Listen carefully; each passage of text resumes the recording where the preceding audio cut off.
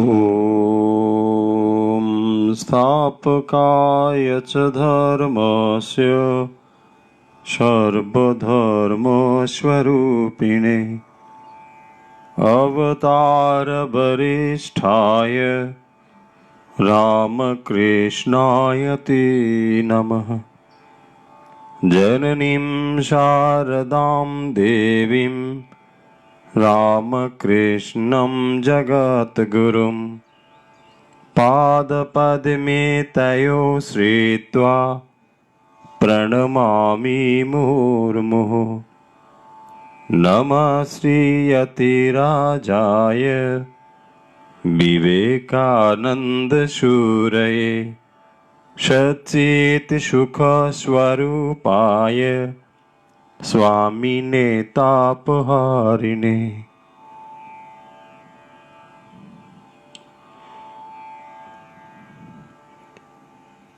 ঠাকুর মা স্বামীজির ভক্ত ও ভাবানুরাগীবৃন্দ,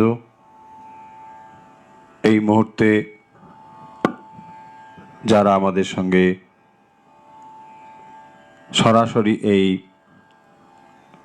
অনুধ্যান ও অভ্যাস পর্বে রয়েছেন, সবাইকে আন্তরিক শুভেচ্ছা জানাই, আন্তরিকভাবে স্বাগত জানাই তাদেরকে। আজ যারা প্রথমবার আমাদের সরাসরি এই অনুষ্ঠান দেখছেন, আপনারা অনেকেই জানেন যে আমরা গত 2 মাসের বেশি সময় ধরে এখানে ঠাকুরমা স্বামীজির বিষয় এবং কিছু শাস্ত্রীয় বিষয়, ভগবদ্গীতা ইত্যাদি নিয়মিতভাবে এখানে আলোচনা করছি এবং অভ্যাস, ধ্যান ও প্রাণায়াম অভ্যাস করে আসছি। আজকেও আমরা একই রকমভাবে এখানে উপস্থিত হয়েছি অনুধ্যান এবং অভ্যাস পর্বে। তাই আজকের এই অনুধ্যান ও অভ্যাস পর্বে আশা করি আপনারা সরাসরি যুক্ত হতে পেরেছেন। যারা আমাদের সঙ্গে নিয়মিত অনুধ্যান ও অভ্যাসে যুক্ত থাকেন, আমি আশা করছি তারাও আজকে নিশ্চয়ই যুক্ত হতে পেরেছেন। অনেকে জানান যে যুক্ত হতে দেরি হয়, অনেক সময় চলে যাওয়ার পর তারপর এই অনুষ্ঠান দেখতে ও শুনতে পান। আমাদের এখান থেকে এটি যথাসময়ে সম্প্রসারিত হয়, কিন্তু কেন আপনারা দেখতে পান না আমরাও ঠিক বুঝতে পারি না। তো আজকের আমরা শুরু করি। আশা করি যারা এই মুহূর্তে যুক্ত হয়েছেন এবং যারা খুব তাড়াতাড়ি আমাদের সঙ্গে যুক্ত হবেন, তারাও আশা করি এই অনুধ্যান দেখতে এবং শুনতে পারবেন। আজকের আলোচনার বিষয় নিশ্চয়ই আপনারা ইতিমধ্যে জেনে গিয়েছেন। আজ আমরা সৃষ্টি মায়ের জীবন ও বাণী এই বিষয়ে কিছুটা সময় আলোচনা করব এবং নিত্যদিনের মতো আজকেও প্রাণায়াম এবং ধ্যান অভ্যাস করব। আমরা সৃষ্টি মায়ের জীবন এবং বাণীর ওপরে এর আগেও আলোচনা করেছি। সৃষ্টি মায়ের জীবনের বিভিন্ন ঘটনা আমরা লক্ষ্য করেছি, যার ভেতর দিয়ে শ্রীমা সারদা দেবীর পূর্ণ জীবন আমাদের কাছে এক নতুন মাত্রা, এক নতুন ভাব নিয়ে আসে। সে কথাগুলো আমরা আলোচনা করেছি। আমরা জানি শাস্ত্র আমাদের একথা বলেন যে যখন ভগবান মত্তধামে মানব শরীর ধারণ করে আসেন, তখন নরলীলায় তার সমস্ত কিছুই মানুষের মতন হয়। যদিও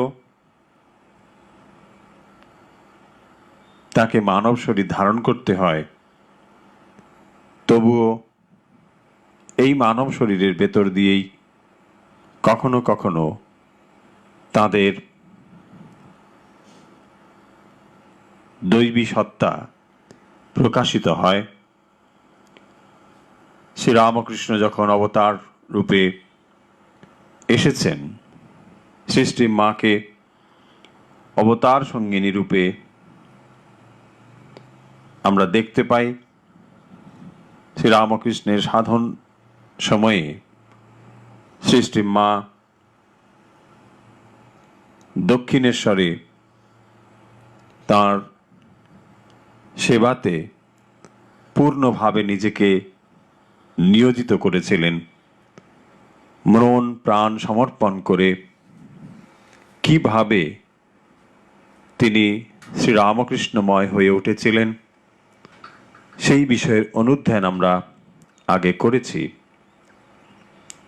যখন অবতার পুরুষ আসেন তার বিশেষ হয়। এবারেও যখন শ্রীরামকৃষ্ণ এসেছেন, তিনি পুনরায় ধর্মকে স্থাপন, দৈনন্দিন জীবনে, সাধারণ মানুষের জীবনে ধর্ম জীবন যাপিত হতে পারে। ধর্ম যে কেবল সন্ন্যাসীদের জন্য নয়, ধর্ম যে কেবল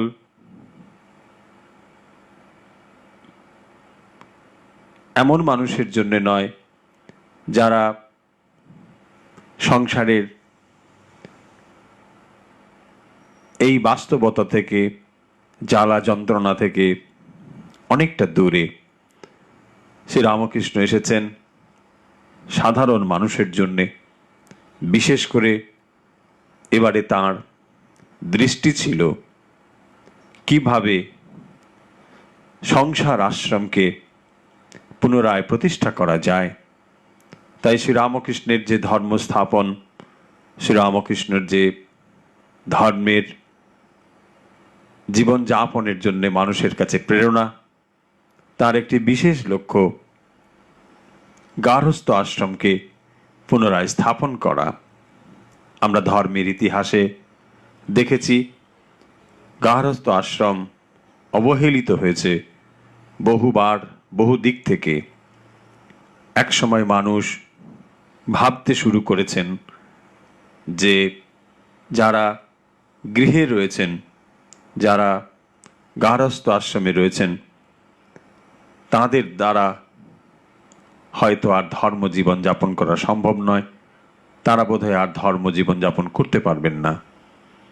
কিন্তু শ্রীরামকৃষ্ণ এ যুগে এসে দেখালেন গার্হস্থ্যও একটি আশ্রম এবং সেখানেও ধর্মজীবন যাপন করা যায়। ধর্মজীবন যে গার্হস্থ্য জীবনেও যাপন করা যায়, পালন করা যায়, ঈশ্বরকে ধরেও যে সংসারে থাকা যায়, এইটি শ্রীরামকৃষ্ণ দেখালেন শ্রী মায়ের জীবনকে কেন্দ্র করে।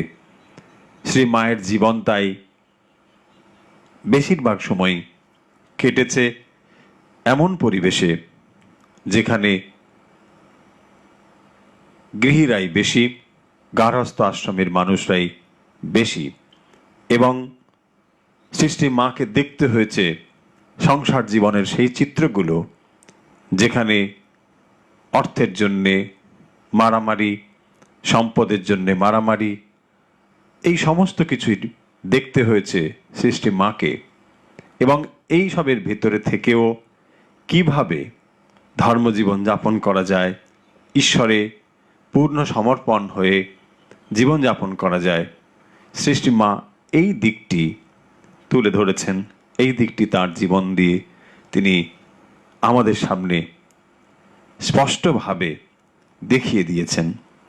শ্রীরামকৃষ্ণ জীবনযাপন করেছেন এক অন্যভাবে, যেহেতু তিনি তত্ত্বকে তার নিজের জীবনে তিনি অনুভব করেছেন এবং সেই তত্ত্ব প্রয়োগ করার জন্যে বেছে নিয়েছিলেন সৃষ্টি মা এবং স্বামী বিবেকানন্দকে। স্বামী বিবেকানন্দ সারা পৃথিবীতে তিনি এই ভাবগুলোকে ছড়িয়ে দিয়েছেন। তিনি জ্ঞানের পথ বেছে নিয়েছেন, যদিও তার অন্তরে ছিল ভক্তি। সৃষ্টি মাকে দেখি অন্য পরিবেশে, তিনি আটপৌরে সাধারণ মহিলার বেশে পাড়াগে থেকেছেন, আবার ভক্তদের ভেতরে থেকেছেন, যেখানে সমাজের সংসারের দ্বন্দ্ব, নানা রকম যন্ত্রণা, এগুলো মা সহ্য করেছেন, খুব কাছে থেকে দেখেছেন। তাই দুজনের কর্মের পরিবেশ ভিন্ন, এবং ভিন্ন পরিবেশে থেকেও যে এই জীবন যাপন করা যায় যা ঈশ্বরের নির্ভরশীল, ঈশ্বরমুখী, এই শ্রী মায়ের জীবনে আমরা বারবার লক্ষ্য করব। শ্রী মা শ্রীরামকৃষ্ণের কাছে আসার পূর্বে তিনি নিজেকে প্রস্তুত করেছেন বারে বারে কি করে তিনি শ্রীরামকৃষ্ণের যে সাধনা তার সঙ্গে যুক্ত হতে পারেন, এবং তিনি কিভাবে শ্রীরামকৃষ্ণময় হয়ে যেতে পারেন। আমরাও অন্য দিক থেকে লক্ষ্য করছি শ্রীরামকৃষ্ণ সৃষ্টি মাকে কিভাবে তৈরি করেছেন। একদিকে যেমন তার আধ্যাত্মিকভাবে তাকে তৈরি করেছেন, অন্য দিক থেকে সৃষ্টি মাকে তিনি জাগতিক বিষয়েও শিক্ষাদান করেছেন। তিনি যখন দক্ষিণেশ্বরে থেকেছেন সেখানে বারবার তাকে শিখিয়েছেন নানা বিষয়, বলেছেন যেখানে থাকবে পাশের যারা রয়েছে তাদের খবর নেবে। মা যেমন একদিকে আধ্যাত্মিক জ্ঞান শিক্ষা করেছেন, পাশাপাশি শ্রীরামকৃষ্ণের কাছে তিনি এইভাবে যে সংসারে কিভাবে থাকতে হয়, মানুষের পাশে দাঁড়াতে হয়, বলছেন মানুষের কাছে দাঁড়াবে, তার দুঃখ, তার যন্ত্রণা, তার কথা, এগুলো যেন ভাগ করে নেয়। সৃষ্টি মার জীবন এইভাবে ধীরে ধীরে তৈরি হয়েছে, এবং বলছেন কাজ নিয়ে থাকতে হয়, কোনো কাজ ছোট নয়। শ্রীরামকৃষ্ণের দৃষ্টিতে মাকেও তিনি এমন করে তৈরি করেছেন। আমরা জানি এরকম অনেক ঘটনা রয়েছে। তিনি পাট নিয়ে এসে বলছেন এগুলো দিয়ে বালিশ তৈরি হবে, শিকে তৈরি হবে। মাকে এরকম করে করে একটার পর একটা কাজ শেখাচ্ছেন এবং মা এগুলো করছেন। একদিকে যেমন জাগতিক বিষয় তিনি শিখে নিচ্ছেন, পাশাপাশি দেখতে পাই যে মা শ্রীরামকৃষ্ণের যথার্থ অর্থে সহধর্মিণী, সেই মাকে যখন মা এইসবগুলো জানতেন না, তখন তিনি নিতান্তই বালিকা, তাকে তিনি ধীরে ধীরে এই ভাবগুলো শেখাচ্ছেন। যখন শ্রীরামকৃষ্ণ দক্ষিণেশ্বরে রয়েছেন, দিনের পর দিন, রাত্রের পর রাত যখন তিনি সমাধিমগ্ন হয়ে থাকতেন, এত সমাধি গভীর হতো, ধ্যান এত গভীর হয়ে যেত যে সৃষ্টি মা ভয় পেয়ে যেতেন। ভাবতেন ঠাকুরের এই ভাব অবস্থায় তিনি বিনিদ্র রাত যাপন করেছেন, ভয়ে সংকুচিত হয়ে থাকতেন।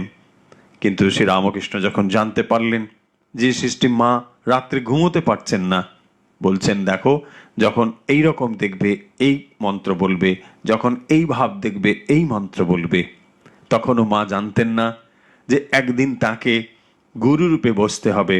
সৃষ্টি মা একদিন যে জগৎ জননী রূপে বসবেন, এবং এই জগৎ জননী যে সবার ওপরে, সেই ভাব শ্রীরামকৃষ্ণ তাকে অলক্ষ্যে দিয়ে যাচ্ছেন, বলে যাচ্ছেন এই মন্ত্র। তাই সৃষ্টি মা যেন শ্রীরামকৃষ্ণের কাছ থেকে একদিকে যেমন জাগতিক বিষয় শিক্ষা লাভ করেছেন, অন্যদিকে তিনি আধ্যাত্মিক ভাবও শ্রীরামকৃষ্ণের কাছ থেকেই পেয়েছেন। তাই শ্রীরামকৃষ্ণ সৃষ্টি মাকে সংসারে প্রেরণ করছেন। আমরা জানি যখন শ্রীরামকৃষ্ণ শরীরে রয়েছেন তখন সৃষ্টি মাকে তিনি বারবার বলেছেন যে কারোর কাছে হাত পাতবে না, চিত হাত হবে না। কারোর কাছে হাত পাতা মানে স্বাধীনতা খর্ব হওয়া, তার কাছে মাথা নিচু করে রাখা। তাই সৃষ্টি মাকে তিনি বলছেন যে যদি অভাব অনটন হয় কি করবে? শাক বুনবে, শাক ভাত খাবে, হরিনাম করবে। শ্রীরামকৃষ্ণর দূরদৃষ্টি সৃষ্টি মাকে তিনি এমন উপদেশ দিয়ে যাচ্ছেন। এবং আরেকটি তত্ত্ব তিনি দিয়ে গিয়েছিলেন সৃষ্টি মাকে, বলছেন সংসারে কি করে থাকতে হয়, অদ্বৈত জ্ঞান আঁচলে বেঁধে। আপনারা এই কথাটা বহুবার শুনেছেন। শ্রীরামকৃষ্ণ সৃষ্টি মাকে এই কথাই বলেছিলেন যে অদ্বৈত জ্ঞান আঁচলে বেঁধে। এই অদ্বৈত জ্ঞান শ্রীরামকৃষ্ণ অনুভব করেছেন। শ্রীরামকৃষ্ণ এটি তার নিজের জীবনে প্রতিফলিত হতে দেখেছেন এবং সেই অদ্বৈত জ্ঞান সৃষ্টি মাকে তিনি বলছেন যে সংসারে থাকতে গেলে এই অদ্বৈত জ্ঞান আঁচলে বেঁধে থাকবে। শ্রী মা আঁচলে বেঁধেছেন অদ্বৈত জ্ঞান, কিন্তু শ্রীরামকৃষ্ণের মতো তিনি বা স্বামী বিবেকানন্দের মতো তিনি অদ্বৈত জ্ঞান আমাদের কাছে বলেননি। অদ্বৈত জ্ঞানকে আঁচলে বেঁধে মাতৃ আঁচল, মায়ের কোমলতা, মায়ের স্নেহ, মায়ের ভালোবাসা ছড়িয়ে দিয়েছেন। কিন্তু অদ্বৈত জ্ঞানের ভাবকে তিনি রেখেছেন ভেতরে, কিন্তু জ্ঞানীর দিক থেকে যে অদ্বৈত তা তিনি একেবারেই আমাদের কাছে বলেননি। এইটি লক্ষ্য করার বিষয় যে অদ্বৈত জ্ঞান সৃষ্টি মা তাঁর মাতৃ স্নেহ, মাতৃ প্রেম, মাতৃ ভালোবাসা দিয়ে কিভাবে আমাদের কাছে পরিবেশন করেছেন। সেই মাতৃ প্রেম এবং ভালোবাসায় সবাই অভিভূত হয়েছেন, কিন্তু কখনোই তিনি জ্ঞানীর দৃষ্টিতে যেমন অদ্বৈত বেদান্তের কথা বলেন, জ্ঞানীরা অদ্বৈতের বিচার করেন, এইভাবে মা কখনোই করেননি। এইটি একটি অভিনব জিনিস, একটি নতুন জিনিস। এই জিনিসটি ধর্মের ইতিহাসে জানাই ছিল না যে সৃষ্টি মা তার মাতৃপ্রেম দিয়েছেন। এই মাতৃপ্রেমে তিনি কি করেছেন? তিনি আমজাদকে এক করেছেন, শরৎকে এক করেছেন, যত প্রান্তিক শ্রেণীর মানুষ সবাইকে একসঙ্গে আনতে পেরেছেন। সৃষ্টি মা কেন আনতে পেরেছেন? কি করে আনতে পেরেছেন? অদ্বৈত জ্ঞান। কিন্তু মা কখনো এই অদ্বৈত জ্ঞানের কথা জ্ঞানীর দৃষ্টিতে যেমন করে বিচার করে বলা হয় এমন কথা তিনি বলেননি যে ব্রহ্ম সত্য, জগৎ মিথ্যা, এই সমস্তই ব্রহ্ম। এই কথা মায়ের মুখে কচিত কদাচিৎ মা প্রায় বলতেন না এই শব্দ।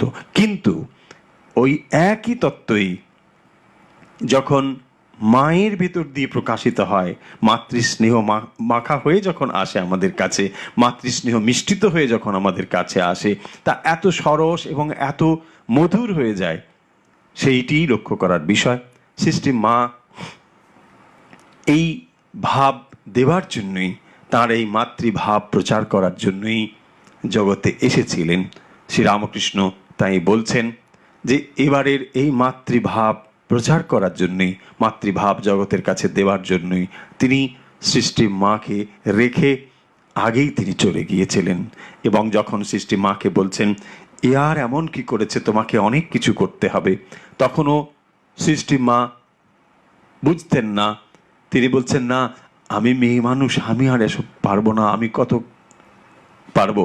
শ্রীরামকৃষ্ণ বলছেন তোমাকে অনেক বেশি করতে হবে। সত্যি যে মা অনেক বেশি করেছেন তা তো পরবর্তীতে আমরা জানি। মা অনেক কিছুই করেছেন, শুধু করেছেন বললে ভুল হবে, মা করছেন সদা সর্বদা। এই কাজ মা করে চলেছেন, অলক্ষ্যে থেকে তিনি এই কাজ করছেন। তিনি যে সকলের মা, তার এই মাতৃ ভালোবাসায় এই জগৎ তিনি ধরে রেখেছেন। তিনিই তো জগৎ ধাত্রী।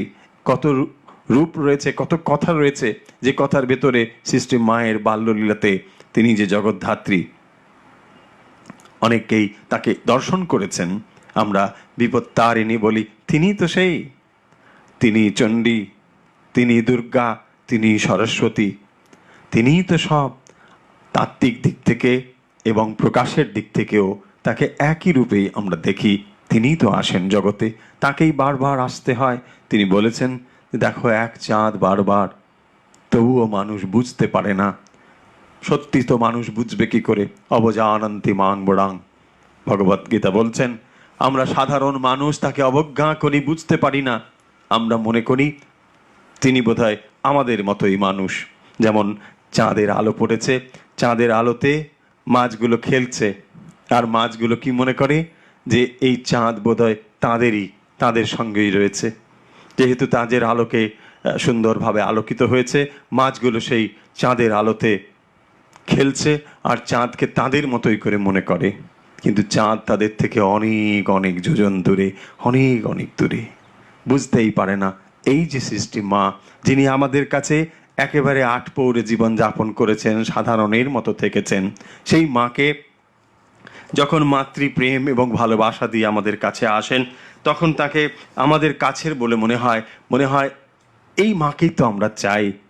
সৃষ্টি মা যদি সিংহাসনে বসে থাকতেন, যেমন করে আমরা দেবী দুর্গার পুজো করি, তাহলে এই মাকে বড়জোর আমাদের একজন দেবী বলে মনে হতো, কিন্তু তাকে আমাদের হৃদয়ের ভালোবাসা উজাড় করে দেবার মতো মা মনে হতো না। কিন্তু এই মা তেমনভাবে আমাদের কাছে আসেননি। তিনি এসেছিলেন ঠিক ওইভাবেই, সাধারণ মানুষের মতোই, সাধারণ মানুষের কাছে মাতৃ ভালোবাসা, মাতৃস্নেহ শেখাবেন বলেই। কি অদ্ভুতভাবে এখানে এর বর্ণনা রয়েছে, সেই লাইনটি আমি পড়ছি, যেখানে গিরিশবাবু বলছেন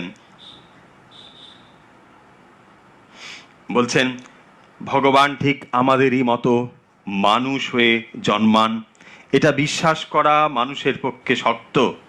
তোমরা কি ভাবতে পারো যে তোমাদের সামনে পল্লীবালার বেশে জগদম্বা দাঁড়িয়ে আছেন? তোমরা কি কল্পনা করতে পারো যে মহামায়ী সাধারণ স্ত্রীলোকের মতো ঘরকন্যা ও আর সব কাজকর্ম করছেন, অথচ তিনি জগজ্জননী মহামায়া মহাশক্তি সর্বজীবের মুক্তির জন্য এবং মাতৃত্বের আদর্শ স্থাপনের জন্য আবির্ভূতা হয়েছিলেন। গিরিশবাবু, গিরিশচন্দ্র ঘোষ, ভক্ত ভৈরব, তিনি মাকে এমন চোখে দেখেছেন এবং এভাবে তিনি বর্ণনা করছেন যে পল্লীবালার বেশে জগদম্বা এসে হাজির হয়েছেন। তাকে আমরা কি করে চিনব? সাধারণ মানুষ আমরা তাকে চিনতে পারি না। ওই চাঁদের মতো যেমন মাছগুলো মনে করে তাদের সঙ্গেই রয়েছেন, মাকে আমরা যতটুকু দেখেছি ওটুকু দেখেই আমরা ভাবছি, কিন্তু তিনি তার থেকে অনেক অনেক বড়। তাকে সাধারণ মানুষ হিসেবে আমরা যতটুকু তাকে মনে করতে পারি ততটুকুই এই গ্রন্থাকারে লেখা হয়েছে। আমাদের কথা ছেড়ে দিন, যিনি তার সঙ্গে বারবার থেকেছেন, বহুবার তাকে দেখেছেন, এত কাছে থেকে দেখেছেন, মায়ের সেবক স্বামী শারদানন্দজি, একজন ব্রহ্মজ্ঞ মহাপুরুষ, তিনি বলছেন যে সৃষ্টি মাকে এত কাছে থেকে দেখেছি, তাকে সারাদিন কতবার দর্শন করেছি, কিন্তু তবুও মাকে বুঝে ফেলেছি এ কথা বলতে পারবো না। শারদানন্দজি মাকে বুঝতে পারেননি। তিনি ব্রহ্মজ্ঞ মহাপুরুষ, তাঁরা যদি এ কথা বলেন তাহলে আমরা কল্পনা করতে পারি না কে ছিলেন শ্রীরামকৃষ্ণ। স্বয়ং যদি এ কথা না বলতেন যে সারদা, যে সরস্বতী তিনি এসেছেন, আমরা তাকে কি করে বুঝবো? আমরা তাকে বুঝতে পারি না। যখন গিরিশবাবু রয়েছেন এবং সৃষ্টি মায়ের ভাইয়েরা রয়েছেন, তখন কথা হচ্ছে, গিরিশবাবু বলছেন যে দেখো ইনি হচ্ছেন জগদম্বা, ইনি স্বয়ং ভগবতী। আর মায়ের ভাইয়েরা তারা বলছেন না না, দিদি এক গর্ভে জন্মগ্রহণ করেছি, এক মায়ের গর্ভে, দিদি আমাদের। বলছেন দিদি তুমি, এরা জগদম্বা বলে, এরা ভগবতী বলে, তুমি কি তাই? আরে না না, এসব কিছুই নয়, আমি দিদি, সামান্য আমি। গিরিশবাবু বলছেন যে যিনি জগদম্বা, জগৎজননী, তুমি কি মনে করো তোমার মতো একজন সাধারণ মানুষকে তিনি ভুলিয়ে রাখতে পারেন না? তুমি চাষবাস নিয়ে আসো, ব্রাহ্মণের সন্তান, আর তোমায় যদি কেউ একটা এঁড়ে বাছুর দেবে বলে, তুমি তার পেছনে 6 মাস ধরে ছুটতে থাকো, এইরকম একজন মানসিকতা তোমার, আর জগদম্বাকে তুমি চিনবে কি করে? সত্যিই তো আমরা চিনতে পারবো না। তাকে চেনা যে অত সহজ নয়। তিনি যদি নিজে না ধরা দেন, তিনি যদি নিজেকে না প্রকাশ করেন, কেউ তাকে প্রকাশ করতে পারে না, কেউ তাকে ধরতে পারে না। সৃষ্টি মা নিজে কে এমনভাবে ঢেকে রেখেছিলেন যে শ্রীরামকৃষ্ণের কখনো কখনো তার ঐশ্বর্য প্রকাশিত হয়ে যেত। তিনি যে মুহুর্মুহু ভাব সমাধি হতো, এটি প্রকাশিত হয়ে যেত। কিন্তু সৃষ্টি মার ভাব হলেও তিনি নিজেকে সম্বরণ করতে পারতেন, চেপে রাখতে পারতেন। কেউ তা বুঝতে পারত না, টের পেত না। সৃষ্টি মা অনেক বেশি নিজেকে সংযত রাখতে পারতেন। কখনো কখনো তার এই ভাব কচিত প্রকাশিত হয়ে যেত। কেউ কেউ এই ভাব লক্ষ্য করেছেন, তখন বুঝতে পেরেছেন মা সেখানে তার স্বরূপ প্রকাশ করেছেন। যোগীর মার সন্দেহ হয়েছে। যোগীর মা বলছেন, ঠাকুরকে দেখেছি কত ত্যাগী আর সদা সর্বদা ঈশ্বর ভাবে পূর্ণ হয়ে আছেন। একবার নালিশি করে বেশ বসলেন মায়ের কাছে যে ঠাকুর এরকম জীবন যাপন করেছেন, আর মা তুমি সংসারীর মতো থাকো, কেবল রাধু রাধু করো, আর এই রকম গৃহীরা যেমন থাকে এইরকমই তোমরা রয়েছো, তোমার মন ঈশ্বরের দিকে নেই। যোগীন মার সন্দেহ হয়েছে, সদা সর্বদা মায়ের কাছে রয়েছে যোগীন মা, গোলাপ মা, এরা সবাই। যোগীন মা এরকম বলেছেন। একদিন গঙ্গার পাড়ে দাঁড়িয়ে দেখছেন গঙ্গায় ঢেউ ভেসে আসছে, নারী বুড়ি সব এরকম এক সন্তান ভেসে আসছে, মরা সব দেহ ভেসে যাচ্ছে।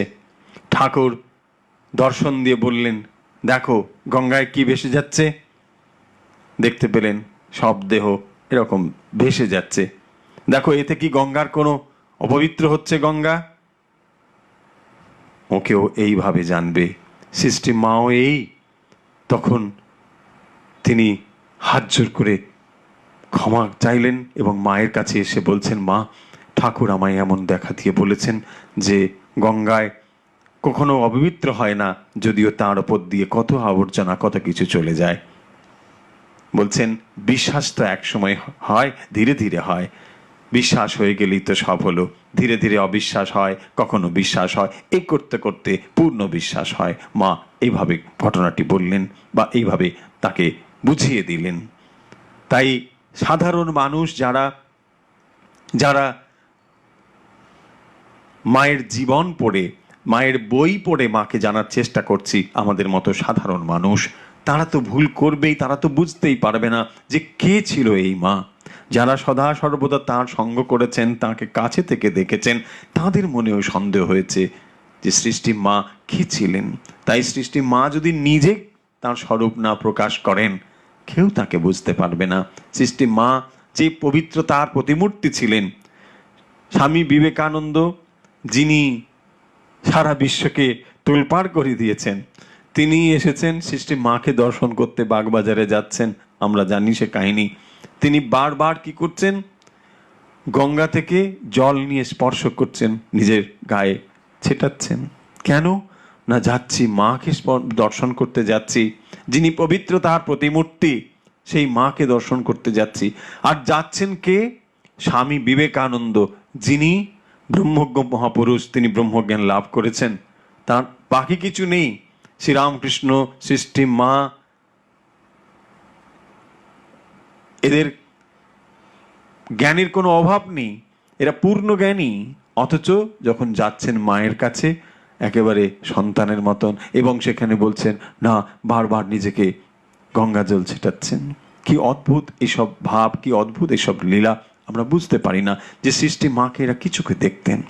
সৃষ্টি মাকে আমরা মায়ের জীবন নিয়ে যে অংশগুলো আলোচনা করেছি এর আগে, সেখানে দেখেছি সৃষ্টি মা ঠাকুরের কাছে এসেছেন এবং শ্রীরামকৃষ্ণের সেবাতে তিনি নিজেকে পূর্ণভাবে নিয়োজিত করেছেন। এবং অন্য দিক থেকে শ্রীরামকৃষ্ণ সৃষ্টি মাকে কিভাবে মাতৃরূপে জগতে স্থাপন করবেন, সেই দিকটিও তিনি ধীরে ধীরে উন্মোচন করেছেন এবং তাঁর চূড়ান্তভাবে মাতৃরূপে স্থাপন করেছেন ষোড়শী পূজার ভেতর দিয়ে, এ কথাগুলো আমরা আলোচনা করেছি। এবং এই সমস্ত ঘটনার পরম্পরার ভেতর দিয়ে আমরা দেখেছি শ্রীরামকৃষ্ণ যখন লীলা সম্বরণ করলেন, ইহলোকের তিনি শরীর এখান থেকে ত্যাগ করলেন, তারপরেও শ্রী শ্রী মাকে আমরা দেখেছি তিনি তীর্থ দর্শন করেছেন, তীর্থ দর্শনের পরেও ফিরে এসেছেন, নিজে তপস্যা করেছেন। এই জীবন কাহিনীগুলো আমরা লক্ষ্য করেছি। এখন আমরা যে অংশটি লক্ষ্য করছি এইটি হচ্ছে ভক্তদের দৃষ্টিতে সৃষ্টি মা কেমন ছিলেন। জীবনীকার স্বামী গম্ভীরানন্দজি যেভাবে এই তার জীবনীর অনুধ্যান করেছেন, আমরা সেই অংশগুলোকে দেখব। সেখানে গিরিশচন্দ্র ঘোষ তিনি কিভাবে মাকে দেখতেন, তার দৃষ্টিতে সৃষ্টি মা, এইভাবে এখানে আলোচনা রয়েছে। আমরা সেখান থেকে আজকে খানিকটা অংশ অনুধ্যান করব। গিরিশবাবু, আমরা জানি শ্রীরামকৃষ্ণ তাকে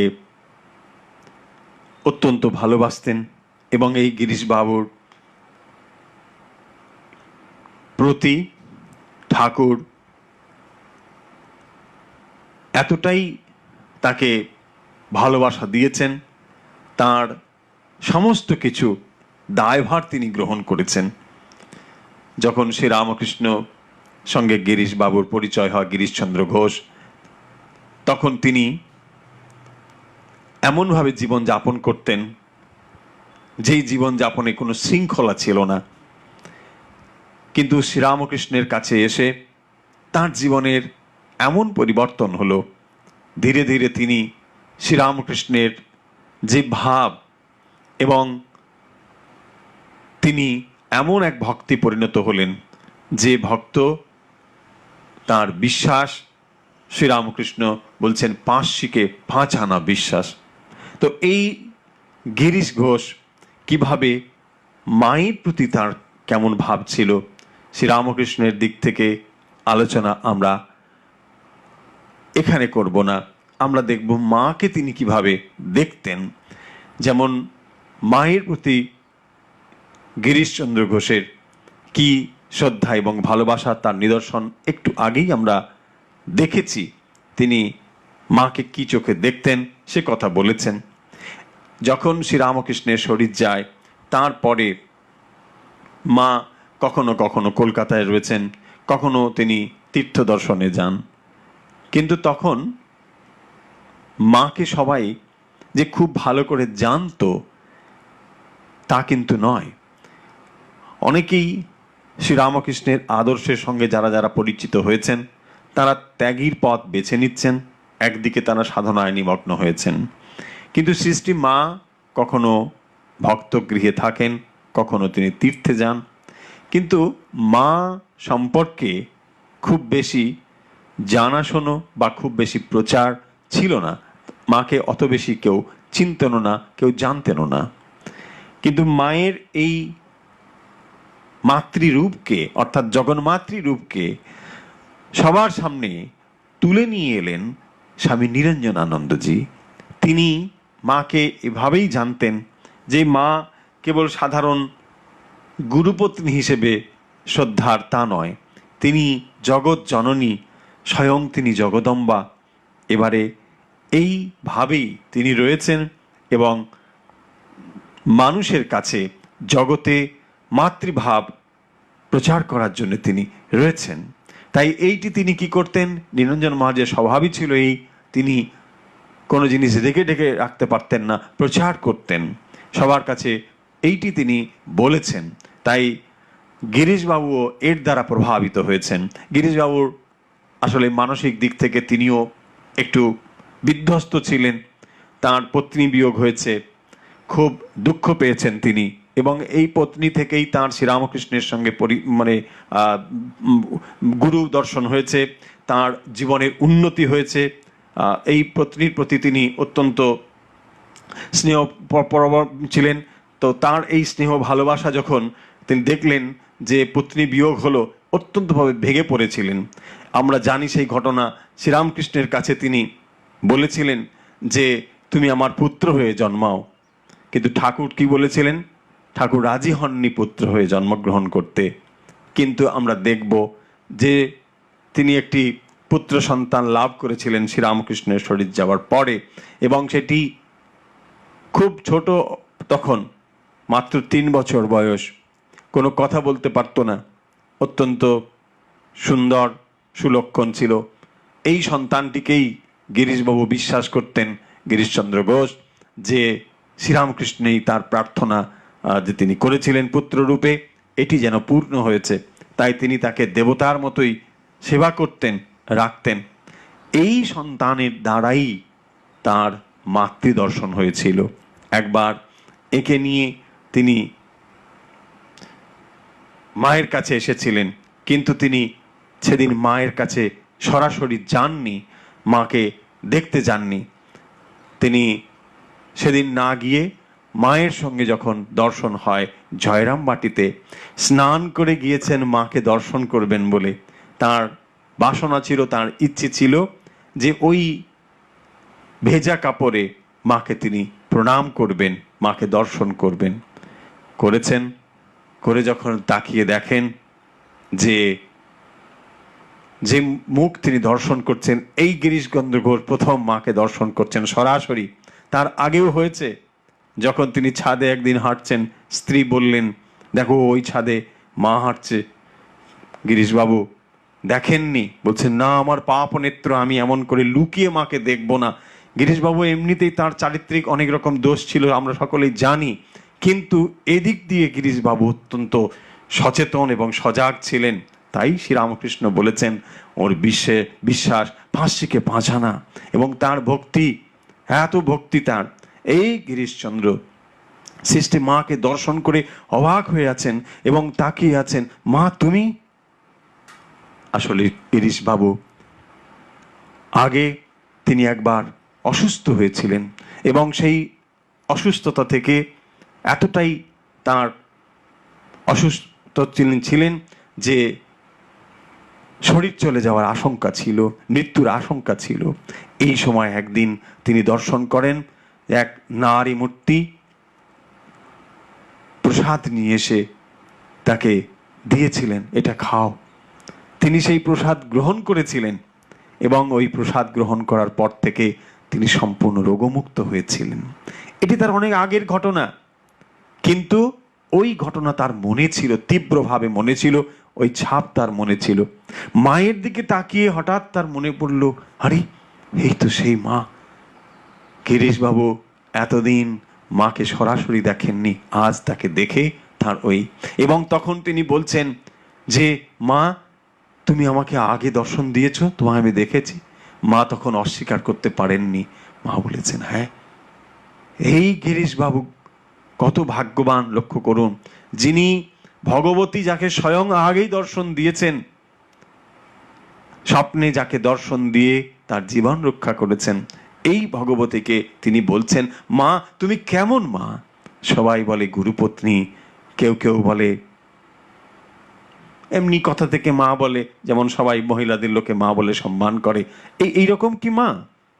বলছেন, না, এরকম মা নয়, কথার কথা মা নয়, সত্য জননী। বলছেন, গুরুপত্নী নয়, সত্য জননী, তিনি সকলের মা।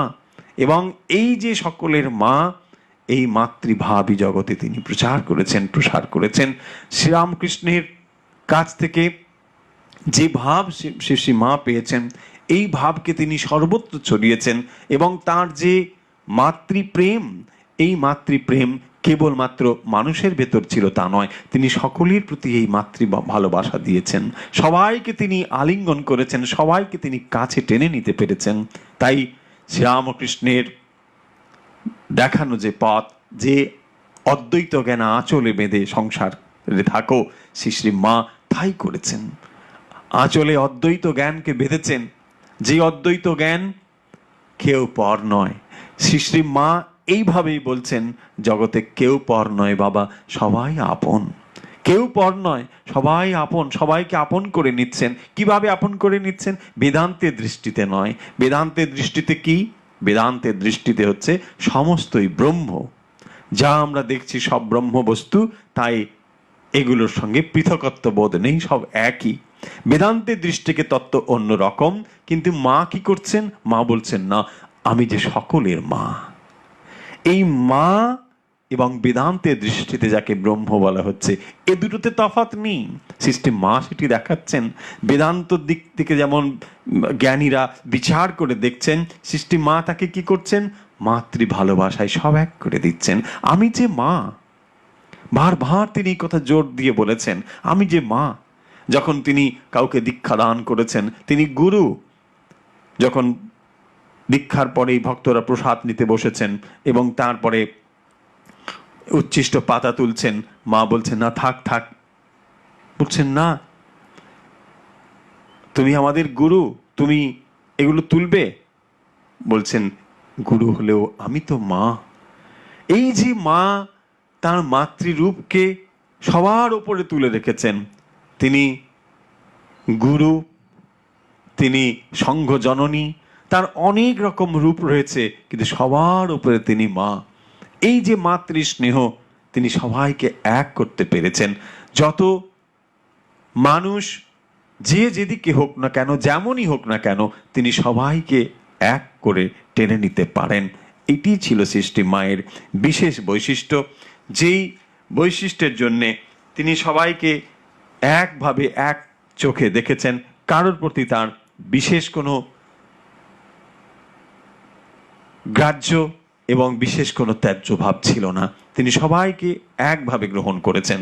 এবং মা যখন সন্তানকে ভালোবেসেছেন, সেখানে এমন ছিল না যে সন্তান তাকে কিছু দিতে পারে, এরকম নয়। সেখানে ধনী নির্ধন, বিদ্যা অবিদ্যান, জ্ঞানী অজ্ঞান, কোনো বিভেদ নেই। মা সবার প্রতি এক ছিলেন। এটিও লক্ষ্য করার বিষয়। বলছেন, আমি সত্যিকারের মা, গুরুপত্নী নয়, পাতানো মা নয়, কথার কথা মা নয়, সত্য জননী। দেখুন, এই যে কত বড় নির্ভরতার, কত বড় সাহসের, কত বড় মনোবলের কথা। বলছেন, আমি সত্যিকারের মা, আমি গুরুপত্নী নই, পাতানো মা নই, কথার কথা মা নই। তার মানে এই দায়িত্ব যে তার।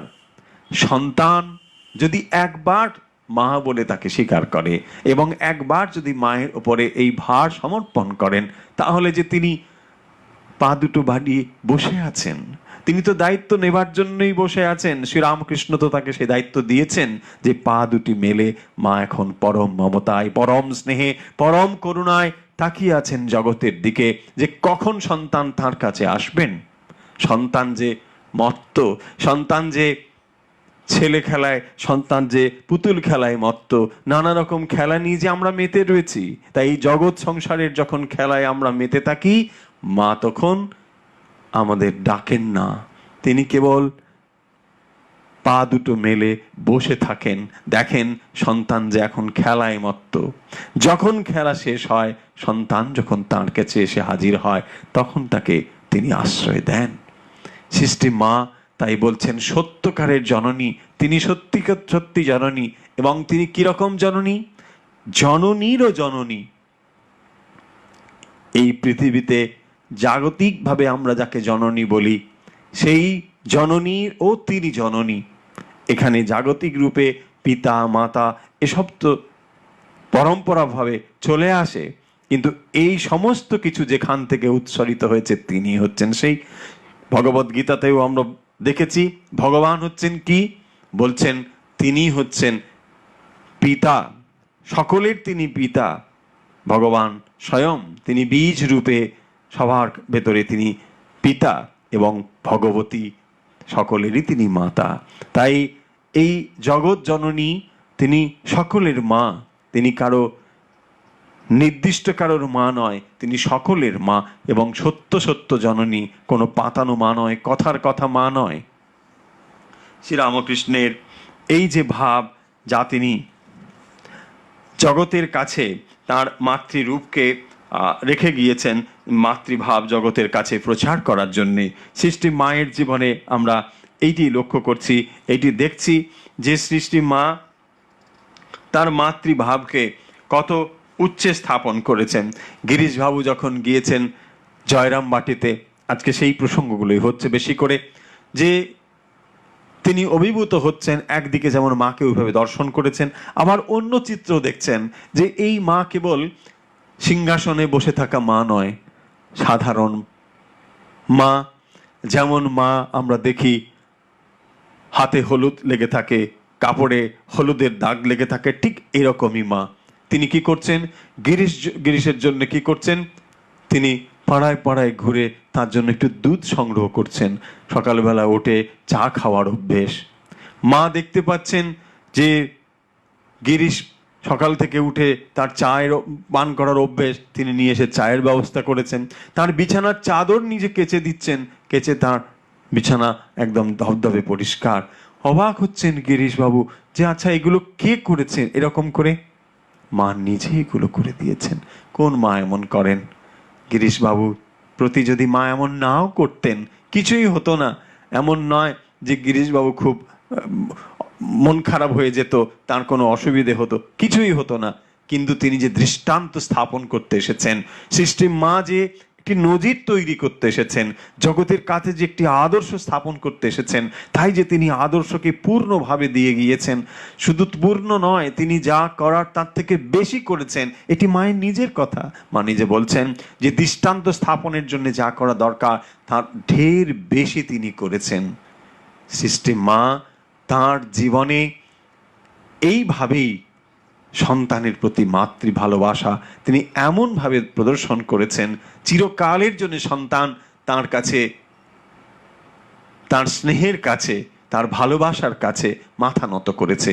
যে সন্তান মায়ের ভালোবাসা এত গভীর যে সেই ভালোবাসার কাছে যারাই গিয়েছে, সৃষ্টি মাকে যারা দর্শন করেছেন, তাদের স্মৃতিকথা আজ পাওয়া যায়।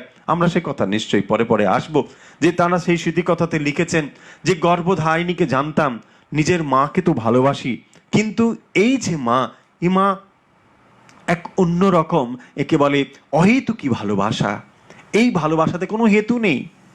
নিজের মা গর্ভধারিণী, তার সন্তানের প্রতি যে ভালোবাসা, সেখানে কারণ আছে, মমত্ব রয়েছে। আমার সন্তান, তিনি সন্তানকে ভালোবাসেন, এটি জাগতিক ভালোবাসার শ্রেষ্ঠ, কোনো সন্দেহ নেই। কিন্তু এই যে মা, এর সঙ্গে তো তার এমন কোনো সম্বন্ধ নেই, এমন কোনো সম্পর্ক নেই।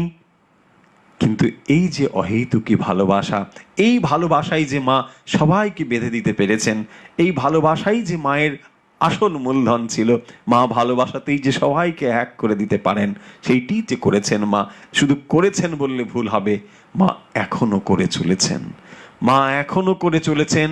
এই কাজটি মা সদা সর্বদা করছেন এবং তিনি এটি করবেন। কারণ এই জগৎ যে তার। যখন সন্তান মায়ের কাছ থেকে দীক্ষা নিয়ে যায়, মা আমরা জানি এত কাজের ভেতরেও বসে বসে লক্ষাধিক জপ করছেন মা। যারা দীক্ষা নিয়ে যায়, মা বলছেন, মা তুমি এখন এত কেন জপ করো? সন্তান বলছেন যে মা তুমি কেন এত জপ করো? এখন তোমার তো জ্ঞান লাভ হয়েছে, ঠাকুর তুমি দর্শন পেয়েছো, তোমার আর কি দরকার? মা বলছেন দেখো, সবাই এসে দীক্ষা নিয়ে যায়, কেউ কিছু করে না, তাই আমাকে সব করতে হয়। মা সন্তানের জন্য এতটাই ভাবিত যে তিনি বসে বসে সন্তানের জন্য জব করছেন। কে কোথায় তার সন্তান রয়েছে, তারা কেউ করতে পারে, কেউ করতে পারে না। মা জানে যে সমস্ত সন্তান তার এইভাবে তার সাধনা তার পক্ষে সম্ভব নয়, করতে পারে না। নানা রকম কাজ, নানা দায়িত্ব মা নিজে বসে বসে সেটি করছেন। কারণ তিনি যে মা, তিনি যে এই জগৎকে তিনিই তো ধারণ করে আছেন, তিনি যে স্বয়ং জগদ্ধাত্রী। তাই সৃষ্টি মা এই জগতের কল্যাণের জন্যে ঠাকুর তাকে মাতৃরূপে এই জগতের সামনে দিয়ে গিয়েছেন। তাই শ্রীরামকৃষ্ণের যদি অবদান আমরা এক কথায় বলি, শ্রীরামকৃষ্ণ অনেক কিছু করেছেন এই যুগের জন্যে, তার বিরাট এক অবদান। সেই অবদান এর মূল্যায়ন, সঠিক মূল্যায়ন এখনো হয়নি। সেই মূল্যায়ন হবে, ভবিষ্যৎ তার মূল্যায়ন করবে যে শ্রীরামকৃষ্ণ এই যুগে এসে তিনি কি অবদান রেখেছেন মানব সভ্যতার কাছে, মানব ধর্মের কাছে। তার যে অবদান, মৌলিক অবদান, সেটির বিচার করার সময় এখনো আসেনি। এখনো সেই অবস্থা আসেনি যে শ্রীরামকৃষ্ণের সত্যি সত্যি এই অবদানের ফলে মানব সভ্যতার এবং ধর্মের জগতে কত পরিবর্তন হয়েছে, সেই পরিবর্তন এখনো চলছে, তার ভবিষ্যৎ সে কথা বলবে।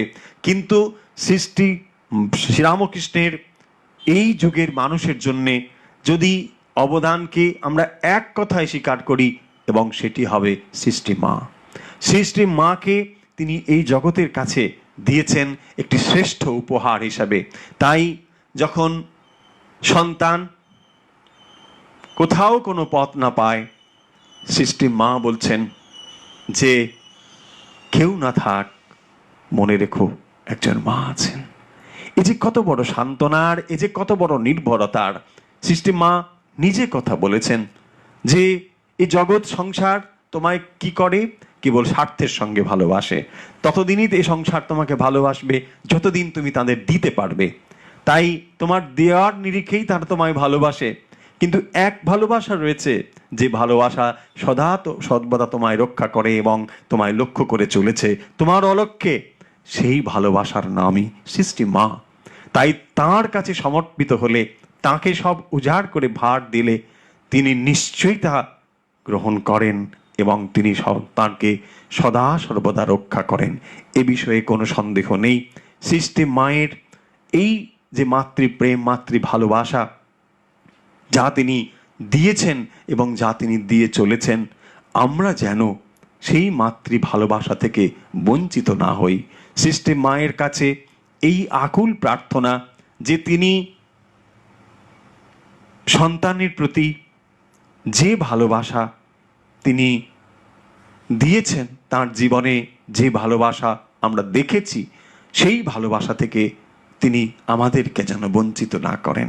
সৃষ্টি মায়ের জীবনের এরকম টুকরো টুকরো কাহিনী, এরকম অনেক ঘটনা আমরা ধীরে ধীরে আলোচনা করব। সৃষ্টি মা কিভাবে জয়রামবাটির ওই ছোট্ট একটি গ্রাম থেকে কিভাবে শ্রীরামকৃষ্ণের কাছে এসে এলেন এবং কিভাবে তিনি বিশ্বজননীতে রূপান্তরিত হলেন, জগৎ জননীতে রূপান্তরিত হলেন। শুধু মানুষের নয়, তিনি সকলের মা। কি করে এটি হলেন?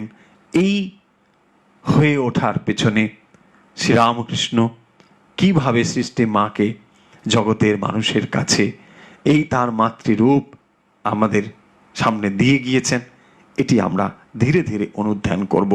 আজকের এই প্রসঙ্গ এখানে শেষ করছি। এই মাই আজকে বিভিন্ন জায়গায় বিপত্তারিণী মায়ের পুজো হচ্ছে। তো এই বিপত্তারিণী মা আর শ্রীমা সারদা দেবী ভিন্ন নন, তিনি একই। আসুন আজকে আমরা এই অনুধ্যান এখানে শেষ করছি।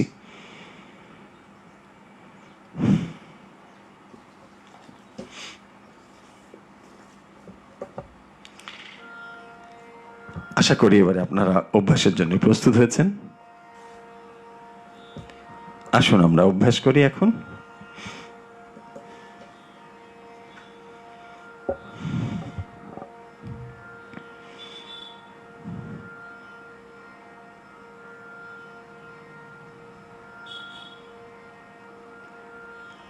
আমাদের সঙ্গে এখন যারা যেখান থেকে রয়েছেন অভ্যাস করছেন, আশা করি সবাই এখন অভ্যাসের জন্য প্রস্তুত হয়েছেন। আসুন আমরা অভ্যাস করি। প্রথম আমরা প্রাণায়াম করব এবং তারপর মেডিটেশনে যাব। আসুন আমরা অভ্যাস শুরু করি এখন। প্রথম আমরা সোজা হয়ে বসে যে কোনো আসন আপনি বেছে নিন। সেটি পদ্মাসন হতে পারে, সুখাসন হতে পারে, অথবা চেয়ারে বসে নিন। মেরুদণ্ড সোজা করে নিন। হয়েছে? আসুন এবারে অভ্যাস শুরু করি। আমরা কিভাবে করতাম? এই যে ডান দিকটা এইভাবে ধরে বাম দিক থেকে শ্বাস একটু একটু করে ছেড়ে দেব, এইভাবে ঠিক একদম। বাম দিকে 10 বার করুন, ডান দিকে 10 বার করুন। আসুন আমরা একসঙ্গে অভ্যাস করি। আশা করি যারা নিয়মিত অভ্যাস করেন তারা এখন অভ্যাস করছেন, আমার সঙ্গে যুক্ত রয়েছেন, আমাদের সঙ্গে সবাই আশা করছি এই মুহূর্তে। আসুন আমরা অভ্যাস শুরু করি। বাম দিকে করুন, বাম দিকে 10 বার করে নিন। বাম দিকে 10 বার হয়ে গেলে এবার ডান দিকে করুন।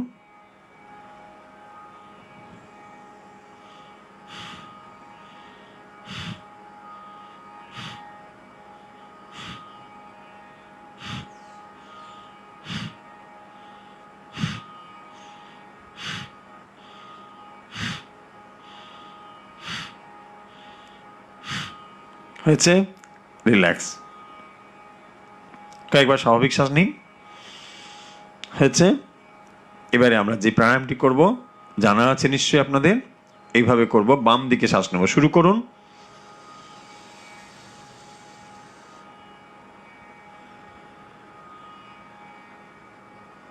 শুরু করুন বাম দিক থেকে। হয়েছে? এটা করে আবার শুরু করুন বাম দিক থেকে।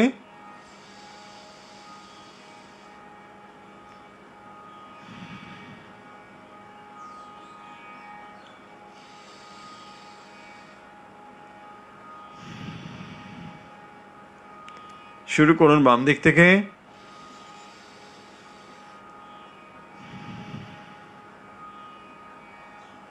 করতে থাকুন। বাম দিকে নিয়ে ডান দিকে ছেড়ে দেওয়া। শুরু করুন বাম দিকে, ছেড়ে দিন ডান দিকে।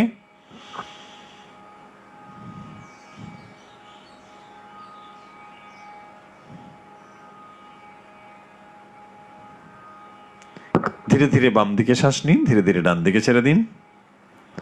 হয়েছে আশা করি। করুন কয়েকবার।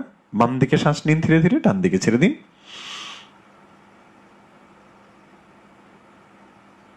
হয়েছে? এবারে কয়েকবার স্বাভাবিক শ্বাস নিন। হয়েছে? এবারে করুন ডান দিকে নিয়ে বাম দিকে ছাড়া। শুরু করুন।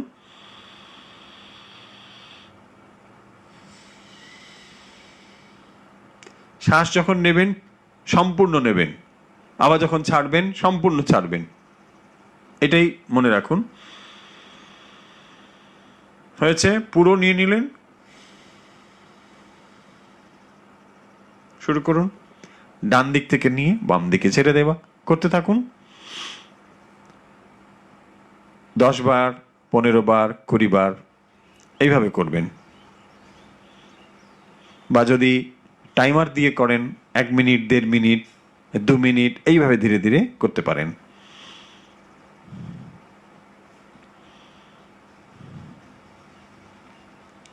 ডান দিকে নিয়ে বাম দিকে ছাড়া।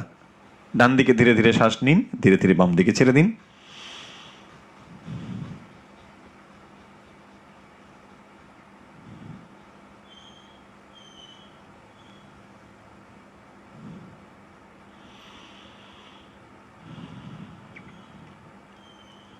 শ্বাস নিন ডান দিকে, ছেড়ে দিন বাম দিকে।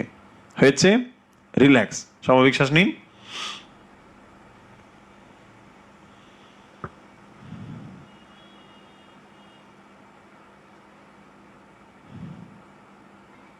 হয়েছে?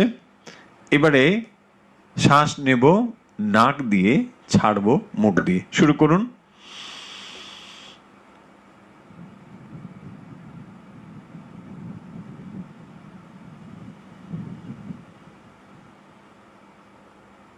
করতে থাকুন। শ্বাস নিন নাক দিয়ে, ছাড়ুন মুখ দিয়ে।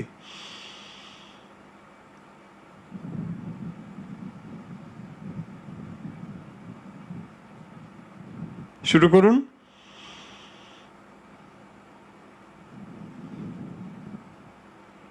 থামতে হলে আমি বলে দেব, আপনি করতে থাকুন। করতে থাকুন। শ্বাস নিন নাক দিয়ে, মুখ বন্ধ থাকবে, দুটো নাকে একসঙ্গে শ্বাস নিন।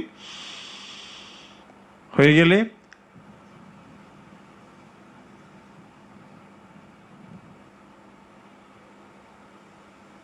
আবার শ্বাস নিন, মুখ দিয়ে ছেড়ে দিন।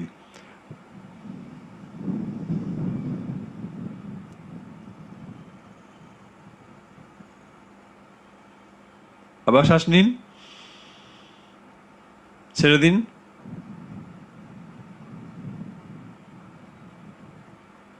আবার শ্বাস নিন, করতে থাকুন অভ্যাস। আমি বলে দেবো থামতে, করতে থাকুন।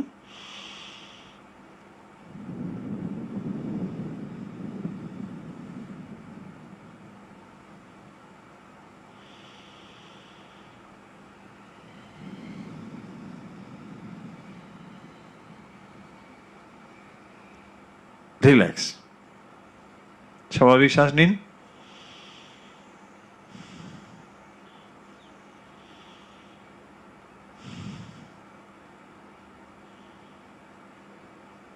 হয়েছে। আবার আমরা এটি আরেক রাউন্ড করব, ওই নাক দিয়ে নেওয়া মুখ দিয়ে ছাড়া। এটা আরেকবার করি। এটা কয়েক রাউন্ডেই করা যায় যারা অভ্যাস করছেন।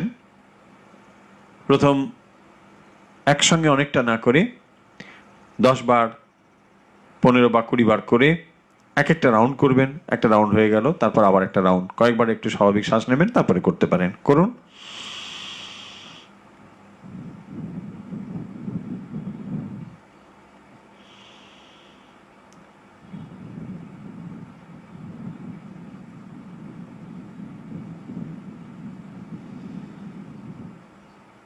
শ্বাস নেওয়ার থেকে যেন ছাড়া বেশি হয়, মনে রাখবেন।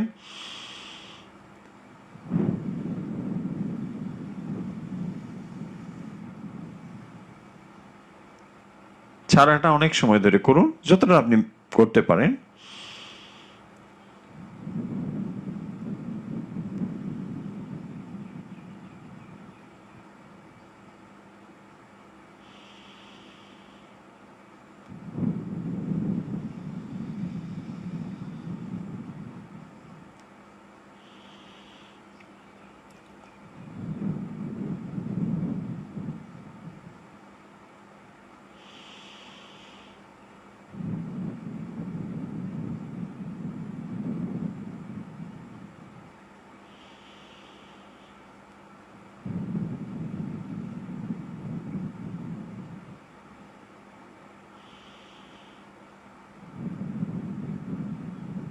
রিল্যাক্স, ছেড়ে দিন, স্বাভাবিক শ্বাস নিন কয়েকবার।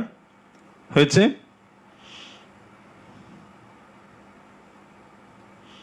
এবারে আমরা কি করব?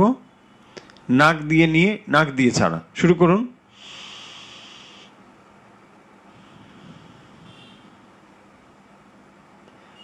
1 2 3 4, 1 2 3 4, 1 2 3 4, 1 2 3 4, 1 2 3 4, 1 2 3 4। একসঙ্গে শ্বাস নিন, 1 থেকে 4 গুনতে গুনতে, আবার 1 থেকে 4 গুনতে গুনতে ছেড়ে দিন। ছন্দবদ্ধ শ্বাস নেওয়া বলে। শুরু করুন। 1 2 3 4, 1 2 3 4, 1 2 3 4। রিল্যাক্স।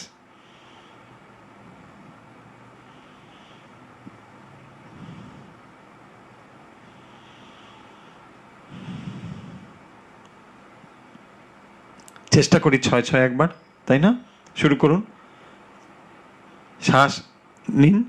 1 2 3 4 5 6, 1 2 3 4 5 6, 1 2 3 4 5 6।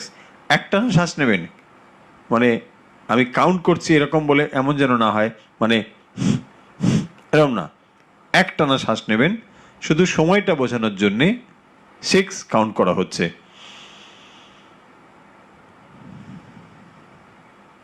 এইটাই ছন্দবদ্ধ মানে 6 6, মানে একই রকম রেশিওতে। যত সময় ধরে নিচ্ছি তত সময় ধরে ছাড়ছি।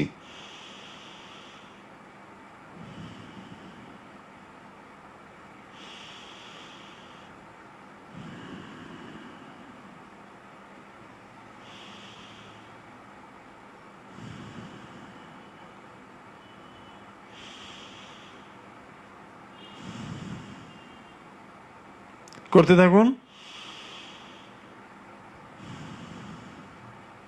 আবার করুন।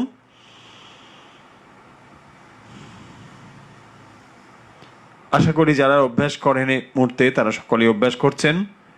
দিল্লি থেকে, পুনে থেকে, উত্তরবঙ্গের ভক্তরা আশা করি আজকে অভ্যাস করছেন আমাদের সঙ্গে।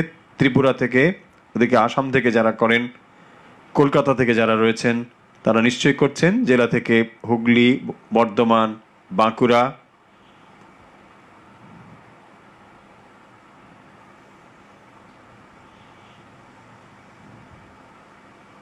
হয়েছে। রিল্যাক্স, স্বাভাবিক শ্বাস নিন কয়েকবার।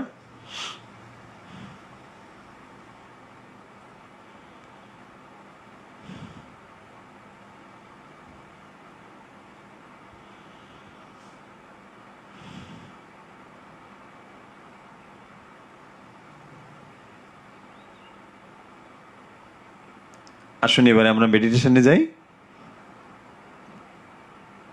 ওই অবস্থা থেকে যেমন আসনে বসে আছেন ঠিক ওইভাবে আসনে বসে থাকুন। মন শান্ত করে, স্থির করে, মেরুদণ্ড সোজা করে বসে পড়ুন। মেডিটেশনের জন্য আশা করি এখন সবাই প্রস্তুত। যে যেখান থেকে অভ্যাস করছেন মেডিটেশনের জন্য প্রস্তুত হয়ে যান। ঘরে অতিরিক্ত আলো থাকলে কমিয়ে দিন, অতিরিক্ত শব্দ থাকলে কমিয়ে দিন।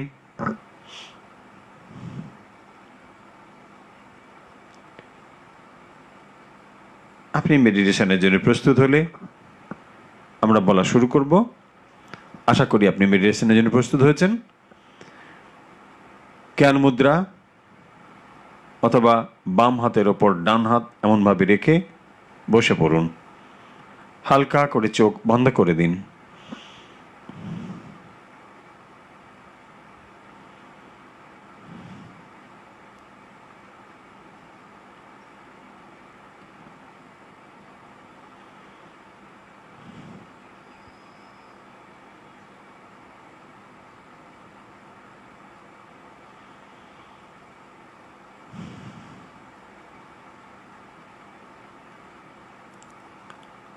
সচেতন হন, কি কি শব্দ শুনতে পাচ্ছেন একবার দেখে নিন।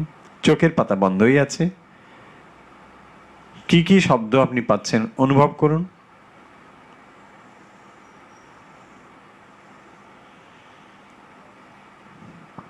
পাখার শব্দ, রাস্তায় গাড়ি চলার শব্দ, পাখির শব্দ,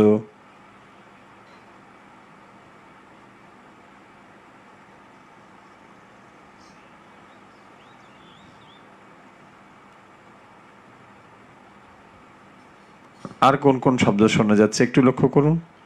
আপনার চেতনা দিয়ে আপনি অনুভব করুন কোন কোন শব্দ আপনি শুনতে পাচ্ছেন। চোখ বন্ধ আছে, চোখ বন্ধ থাকবেও।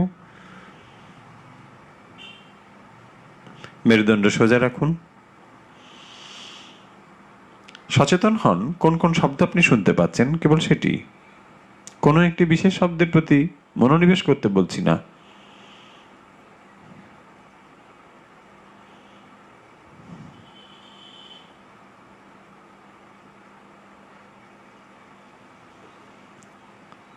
এবারে দেখুন শরীরের ভেতরে কি কি শব্দ আপনি অনুভব করছেন।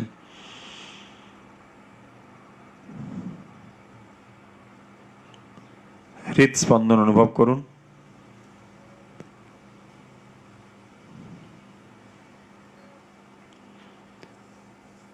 শরীরের সমস্ত যন্ত্র কাজ করছে অনুভব করুন। কিডনি কাজ করছে, হার্ট কাজ করছে, লাং কাজ করছে অনুভব করুন।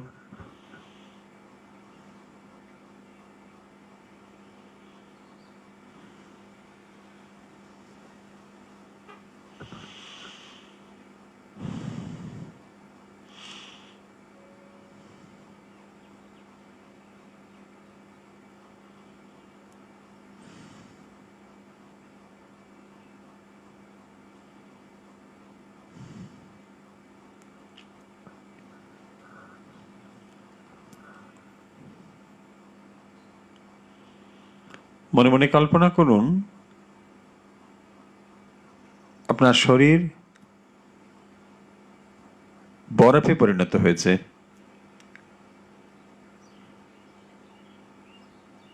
আপনার শরীর সম্পূর্ণ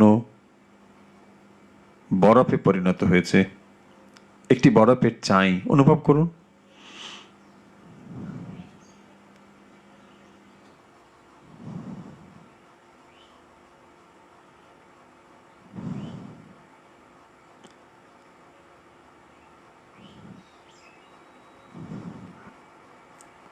পা থেকে মাথা পর্যন্ত সমস্ত শরীর একটি বরফের চাইতে পরিণত হয়েছে অনুভব করুন। এরপর অনুভব করুন সূর্যের তীব্র আলো এসে পড়ছে বরফের ওপরে এবং একটু একটু করে বরফ গলছে অনুভব করুন। বরফ গলা জল ওপর থেকে নিচের দিকে নামছে অনুভব করুন। শরীর বেয়ে বরফ গলা জল নামছে অনুভব করুন।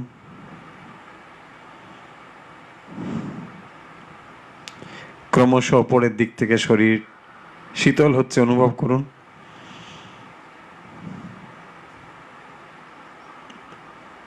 আপনার শরীরের প্রত্যেকটি কোষ শিথিল হয়েছে অনুভব করুন।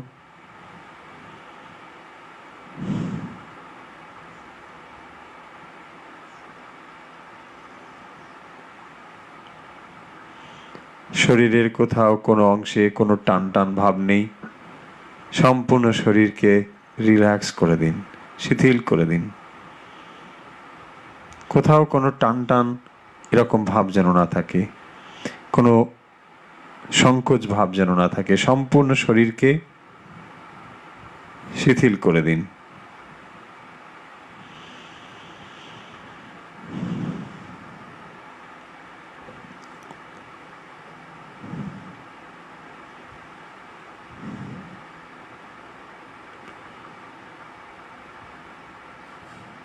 চোখ বন্ধই আছে। মনের দৃষ্টি দিয়ে শরীরকে ওপরের দিক থেকে নিচে পর্যন্ত আরেকবার লক্ষ্য করুন। দেখুন কোনো অংশ এখনো শিথিল হতে বাকি আছে কিনা। যদি বাকি থাকে তাকেও শিথিল করে দিন। শরীরের প্রত্যেকটি অঙ্গকে শিথিল করে দিন।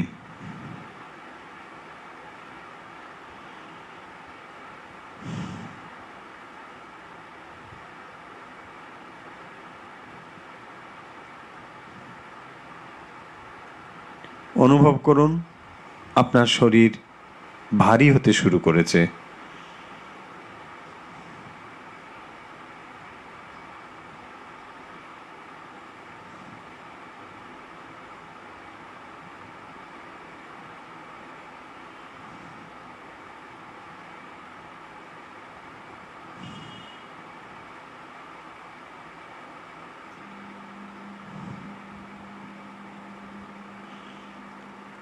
আপনার শরীর সম্পূর্ণ শিথিল।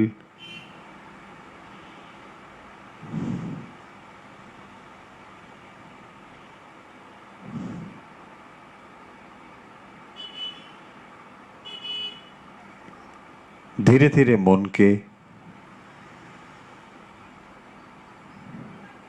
শরীরের স্তর ছাড়িয়ে আর গভীর স্তরে চলুন।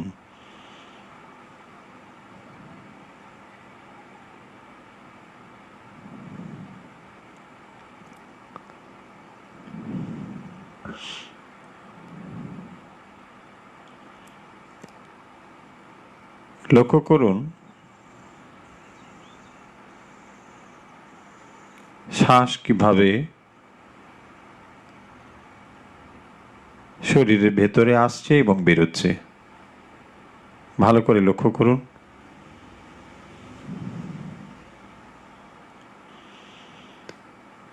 নাকে কিভাবে শ্বাস ঢুকছে এবং বেরোচ্ছে। মুখ বন্ধ রাখবেন। কিভাবে শ্বাস নাকের মধ্যে ঢুকছে এবং বেরোচ্ছে অনুভব করুন।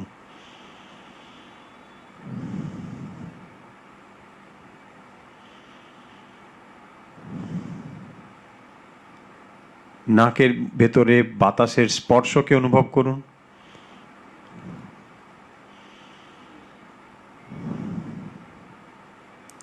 নাকের দেওয়ালে কিভাবে বাতাস স্পর্শ হচ্ছে অনুভব করুন। অনুভব করুন শ্বাস যখন নিচ্ছেন একটু ঠান্ডা ঠান্ডা লাগছে, যখন ছাড়ছেন একটু গরম গরম লাগছে অনুভব করুন।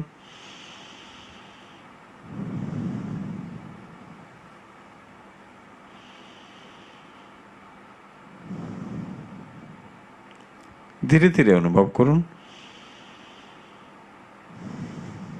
স্পষ্টভাবে অনুভব করুন, সচেতনভাবে অনুভব করুন।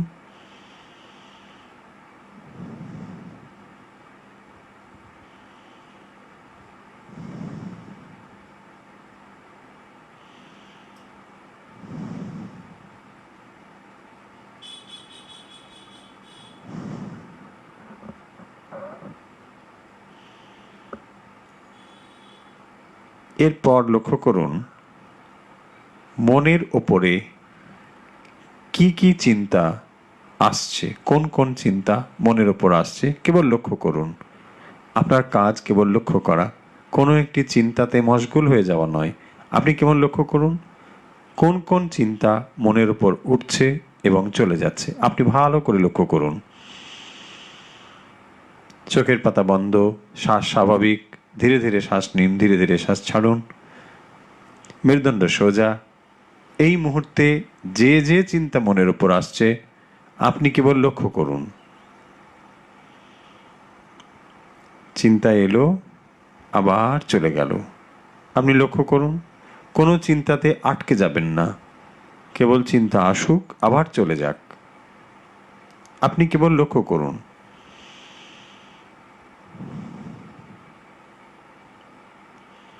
যেমনই চিন্তা হোক না কেন আপনি কেবল লক্ষ্য করবেন, কোনোভাবেই চিন্তার সঙ্গে রিয়্যাক্ট করবেন না। কেন এলো, ভালো না, এসব কোনো ভাববেন না, কেবল লক্ষ্য করুন।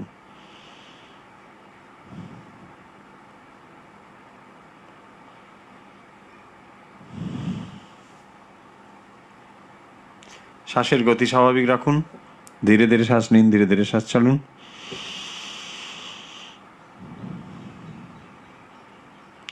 শ্বাস ধীরে ধীরে নিন, মেরুদণ্ড সোজা রাখুন। কোন কোন চিন্তা মনের উপরে আসছে কেবল তাকে লক্ষ্য করুন।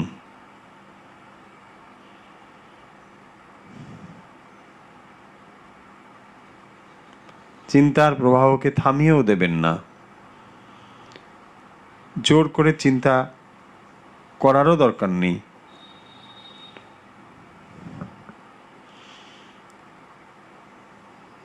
কেবল যে যে চিন্তা মনের উপরে উঠছে সেগুলোকেই লক্ষ্য করুন।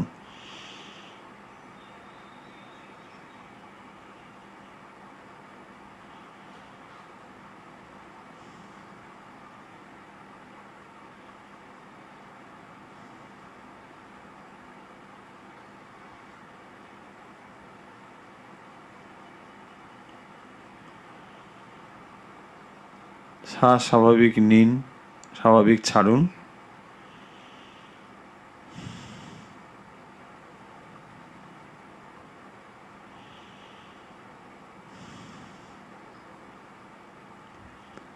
শরীর নড়াচড়া করবেন না।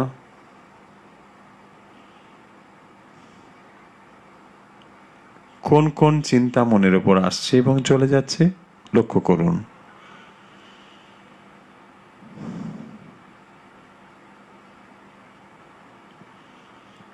এবার ভালো করে লক্ষ্য করুন, একটি চিন্তা উঠল, চলে গেল, আবার একটি চিন্তা উঠল, চলে গেল। এই দুটো চিন্তার মাঝখানের অবস্থাকে ফোকাস করুন। এইটি হচ্ছে চিন্তা শূন্য সময়, থটলেস স্টেট। এটিকে অবজার্ভ করুন, ফিল করুন।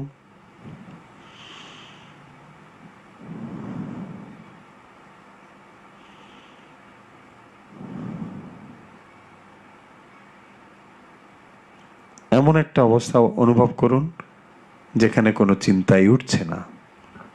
এটাকেই বলা হয় থটলেস স্টেট।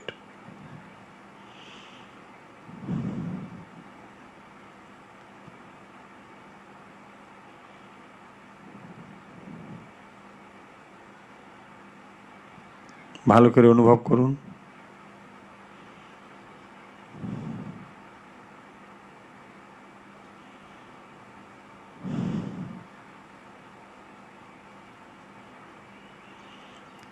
যেখানে চিন্তা থেমে যায় সেখানে সময়ও থেমে যায়।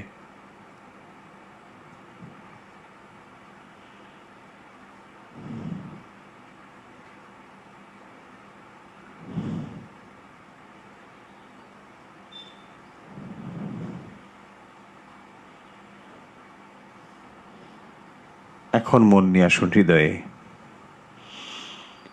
ধীরে ধীরে চেতনাকে অনুভব করুন হৃদয়ে।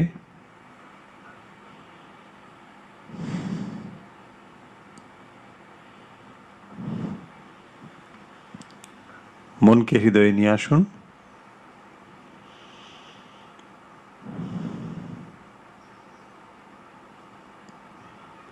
শ্বাস স্বাভাবিক নিন,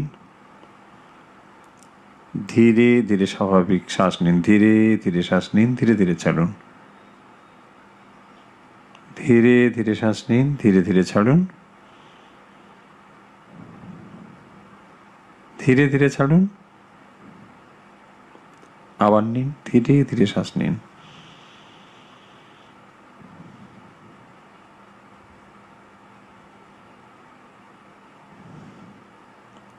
ধীরে ধীরে শ্বাস নিন।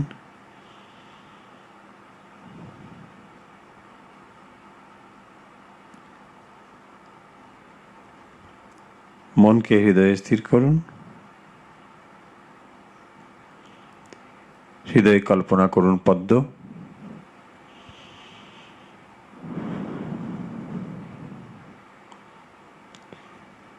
প্রস্ফুটিত পদ্মের পাপড়ি দেখুন।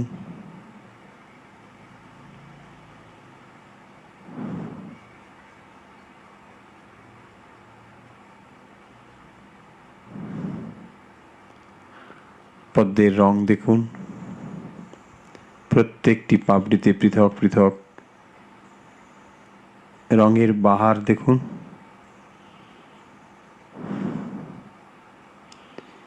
কিভাবে পাপড়িগুলো সুন্দর প্রকাশিত লক্ষ্য করুন।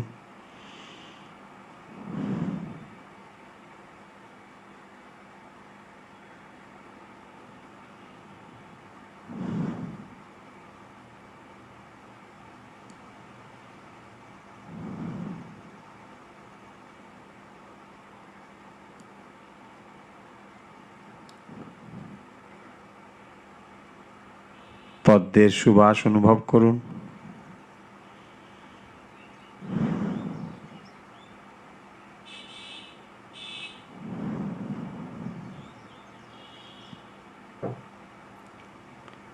পদ্মের ওপরে ইষ্টমূর্তির অনুভব করুন।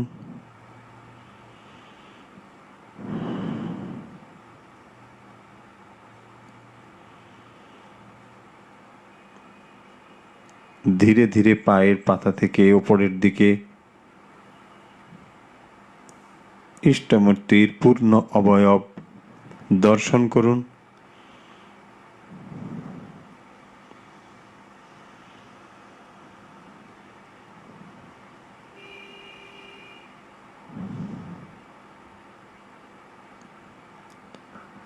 প্রতিটি অঙ্গকে স্পষ্টভাবে দর্শন করুন।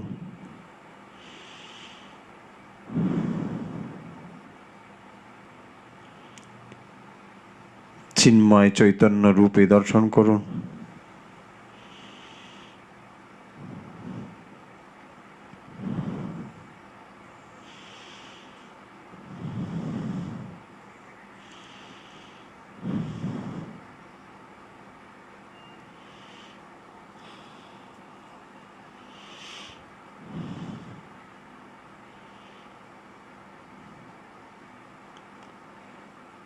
ইষ্টমূর্তিকে চৈতন্যময় রূপে দর্শন করুন।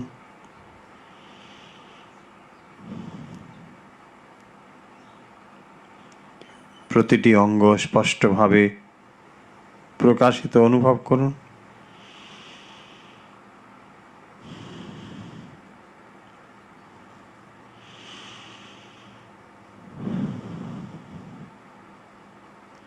জ্যোতির্ময় ইষ্টমূর্তি অনুভব করুন।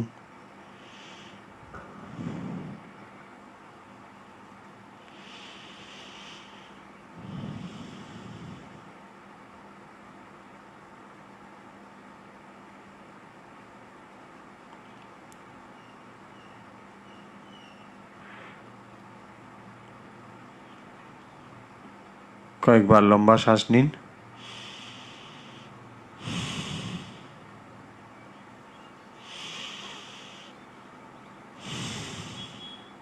আবার নিন।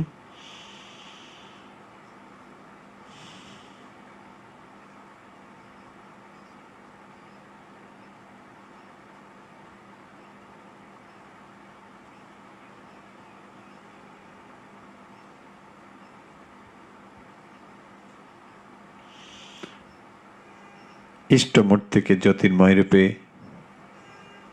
দর্শন করুন।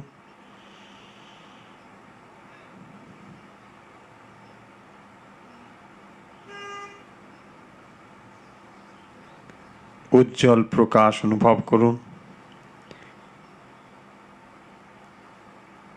জীবন্ত অবস্থিতি অনুভব করুন।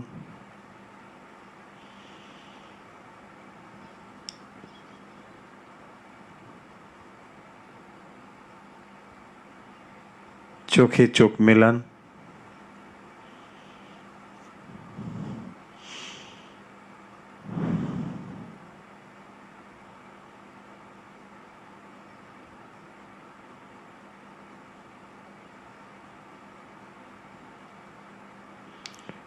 অন্তরের সমস্ত প্রার্থনা ব্যাকুলতা নিবেদন করুন।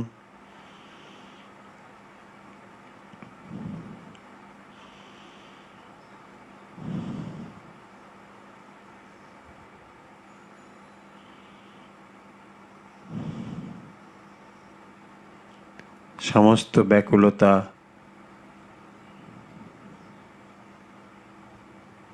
সমস্ত আবেগ উজাড় করে দিন। তিনি আপনার হৃদয়কে পূর্ণ করে রাখুন।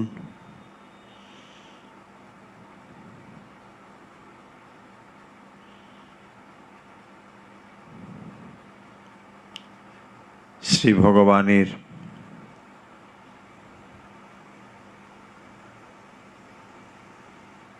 প্রকাশে অন্তর আনন্দময় হয়েছে অনুভব করুন।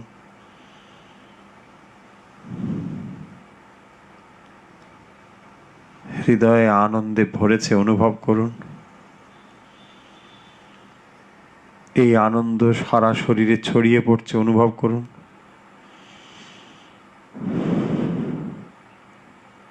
হৃদয়ের পূর্ণ আনন্দ শরীরের প্রত্যেকটি কোষে ছড়িয়ে পড়ছে অনুভব করুন।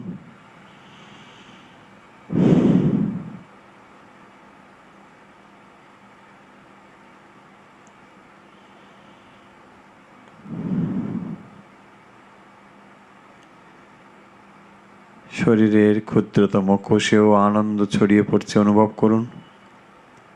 দিব্য আনন্দে আপনার শরীর পূর্ণ অনুভব করুন। সারা শরীর দিব্য আনন্দে পূর্ণ অনুভব করুন।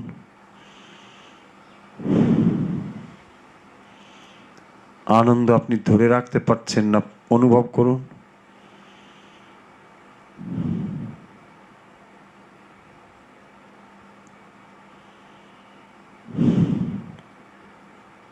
এমন গভীর আনন্দের অনুভূতি আপনি কখনোই করেননি, অনুভব করুন।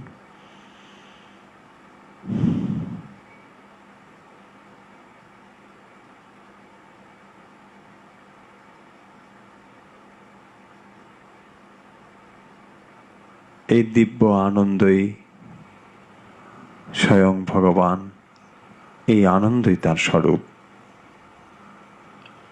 আপনি গভীর ধ্যানমগ্ন হলে পূর্ণ আনন্দ আপনার ভেতরেই প্রকাশিত হয়। আপনি ভাগ্যবান, ভাগ্যবতী যে আপনি ধ্যান করতে শিখেছেন। ধ্যান হচ্ছে সেই প্রক্রিয়া যার দ্বারা নিজেকে আবিষ্কার করা যায়।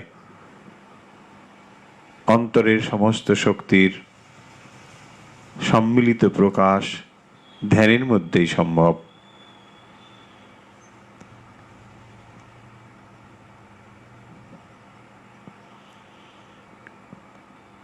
এইভাবে আত্মধ্যানে আপনি নিমগ্ন হতে পারেন। আরো কিছু সময় আপনি এমন করে ধ্যানমগ্ন থাকতে পারেন। আমরা যেহেতু অনুষ্ঠান শেষ করব, তাই আমরা এই ধ্যানমগ্ন অবস্থা থেকে স্বাভাবিক অবস্থায় ফিরে আসব 3 বার ওঙ্কার উচ্চারণ করে। ও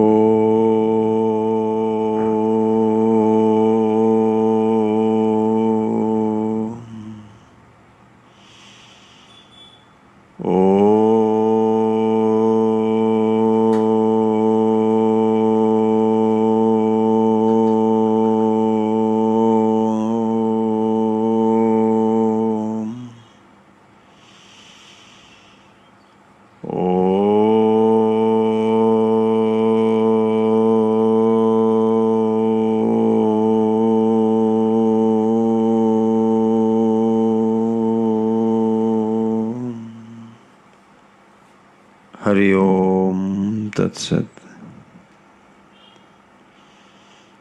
ধীরে ধীরে চোখের পাতা মেলুন, হাত নাড়ুন, পা নাড়ুন।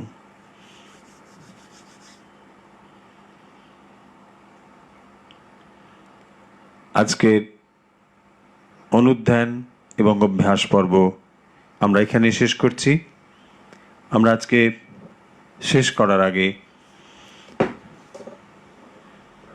গতকালের দেওয়া প্রশ্নের উত্তর এবং উত্তরদাতাদের নাম ঘোষণা এবং আজকের প্রশ্ন দিয়ে শেষ করব। খুব তাড়াতাড়ি আমরা সেই কাজগুলো করছি। গতকাল গীতার অনুধ্যানে প্রশ্ন ছিল নৈবেহ নামূত্র, এ কথার অর্থ কি? এ কথার অর্থ হচ্ছে ন এব ইহ ন অমূত্র, ন এব ইহ ন অমূত্র। এর অর্থ হচ্ছে ইহলোকেও নয়, পরলোকেও নয়। যারা যথার্থ উত্তর দিয়েছেন, অনেকেই যথার্থ উত্তর দিয়েছেন, যারা সঠিক উত্তর দিয়েছেন তাদের ভেতরের কিছু নাম আমরা এখানে বলছি।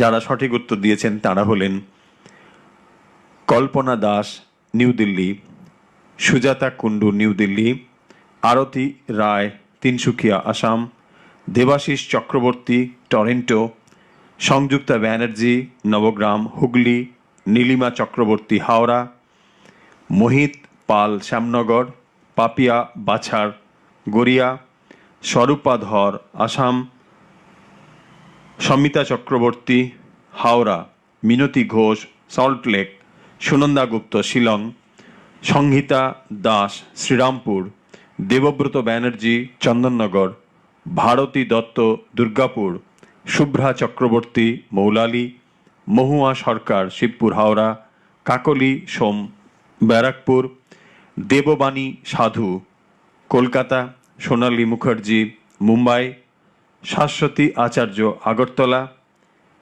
প্রীতি সাহা, ভবানীপুর। আজকের প্রশ্ন দিয়ে আজকের অনুধ্যান শেষ করব। আজকের প্রশ্ন,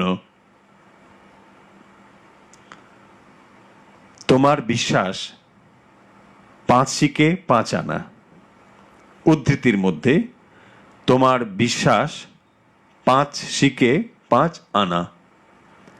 কার সম্পর্কে, কার এই উক্তি? সহজ প্রশ্ন, খুবই সহজ। আমি আরেকবার বলে দিই, তোমার বিশ্বাস 5 শিকে 5 আনা। কার সম্পর্কে, কার এই উক্তি? চটপট উত্তর পাঠিয়ে দিন। উত্তরের সঙ্গে আপনাদের নাম এবং সংক্ষিপ্ত ঠিকানা লিখবেন। উত্তর পাঠাবেন হোয়াটসঅ্যাপে। আমরা আগামীকালের উত্তর আপনাদের জানাবো। সবাই ভালো থাকুন। কালকে আমরা আবার একটি বিষয় নিয়ে আপনাদের সঙ্গে হাজির হব। সেই পর্যন্ত যে যেখানে আছেন ঠাকুরমা স্বামীজির পরিবারভুক্ত সবাইকে ঠাকুরমা স্বামীজির আশীর্বাদ সবার উপর বর্ষিত হোক, এই প্রার্থনা জানিয়ে আজকের এই অনুধ্যান অভ্যাস পর্ব শেষ করছি। সবাই ঠাকুরমা স্বামীজির কাছে যে প্রার্থনা করেন সেই প্রার্থনা আপনাদের সঙ্গে আমার প্রার্থনাও যুক্ত করে ঠাকুরমা স্বামীজির কাছে এই প্রার্থনা, সর্বেত্র সুখিনো সন্তু সর্বে সন্তু নিরাময়া সর্বে ভদ্রাণি পশ্যন্তু মা কশ্চিৎ দুঃখ ভাগ ভবেৎ। সবাই ভালো থাকুন, সুখে ও শান্তিতে থাকুন। ওম শান্তি, ওম শান্তি, ওম শান্তি।